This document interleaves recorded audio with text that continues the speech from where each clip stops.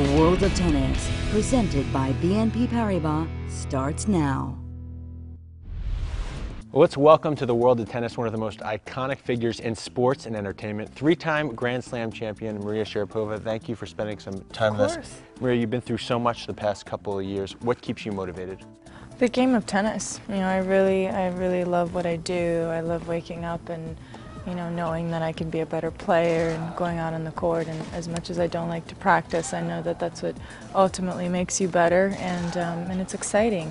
You know, I've had a great year so far, and there's still a big part of it ahead. So you know, you just keep moving forward. With all the issues you had with your shoulder, major surgery, all the rehab, at any point did you ever think, I'm just going to give it up and enjoy the benefits of all the things that your success has brought you?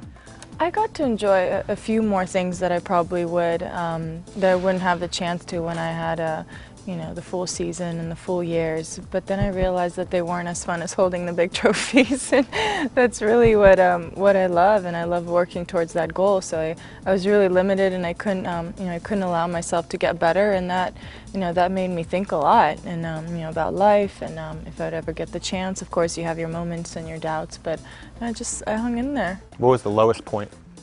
You know, I set a lot of goals for myself. I had, you know, the schedule, you know, when the tournaments are, you know, you kind of mentally prepare yourself for a certain time, and, you know, the physios would give me a, you know, an appropriate goal, and then the doctors would have their own opinion, and I never really met those. And so that was after a few times where I was like, okay, you know, they told me I could go out and I'll be able to hit 20 serves without pain, and I'd go out on that certain date, and I couldn't do that. It was just like, okay, here we go. Like, what do we do now? You know, what's the plan C? I already had the rehab, I already had the surgery, I'm rehabbing again. So just a big thought process. And you've mentioned that patience is not a strength of yours. Terrible, terrible. It took a lot of that. And, you know, most importantly, I had a great team around me, and I mean, my parents have been through the best and the worst in my life, and that was a tough moment, but they were, you know, we were so fortunate to already have achieved what we had together, and, you know, on the court and off the court, and still being a family, and but yeah. Let's go through a linear way the career of Maria Sharapova. Okay. So you're born in Russia, in a very traumatic experience which correlates to Chernobyl. Yeah. Let's start there. Well, my mom, actually both of my parents' families were from Belarus. So, when Chernobyl hit was when my mom was pregnant, and they were in Belarus at the time, and obviously their decision was to try to get away as far as possible, and farthest they went was Russia, which wasn't that far, but they went up to Siberia, and that's where I was born. And we lived there for 2 years, and we moved to the southern part, which was much warmer, especially in the summer, and the winters were much better in Sochi on the Black Sea. So until I was 7, and then since 7 I've been in the United States. And then you went to Florida, and then you went to California, which is where we met. United. Yes. You used to take the tennis lesson after me with Robert Lansdorp, and even at that age you were probably 10 years old, probably 11 10 or years 11, old. yeah. You could just see in your eyes the determination, the ferocity. We used to play baseline games. I know, I remember I would feel so bad. I'd be like, Robert, don't make him hit with me, because you would have the lesson before me, and then Robert would be like, okay, Justin, can you hit with her for a few minutes? And I'd be so embarrassed, you know. You'd be exhausted, probably cramping at some point. What I do best.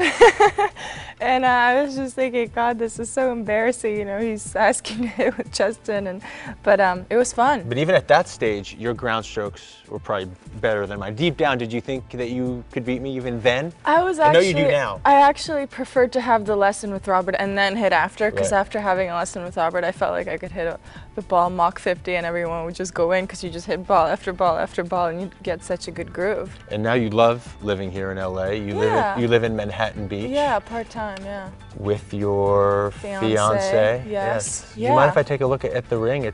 I might be in the market. This is not the I might be in the market. So really? At some point, yes.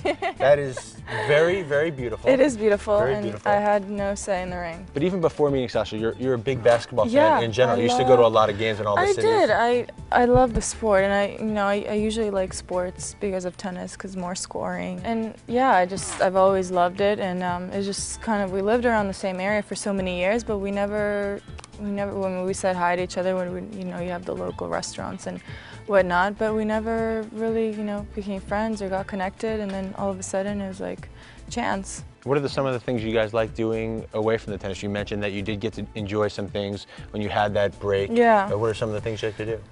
I just enjoy having a normal life when I'm home. When I travel, it seems you're always eating out at restaurants, and you know, everyone, especially when you're out of the country, everyone's driving you around. So it's those simple things in life, you know, get in your car and go somewhere, or take a long walk on the beach. It's just those, I don't know, I cherish those moments. Even doing like the laundry yourself, it just feels so good because you know the right amount of detergent.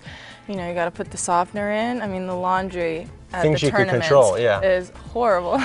So it's always nice. And yeah, checking the mail, doing domestic things. I love that. You know. So you're a domesticated person? When I'm home, right. Yeah. But then I feel good when I'm on the road because they kind of, you know, you go to the restaurants and you eat nice food. You take care of everything. Yeah, exactly. There's more Holding Court with Justin and Maria a little later.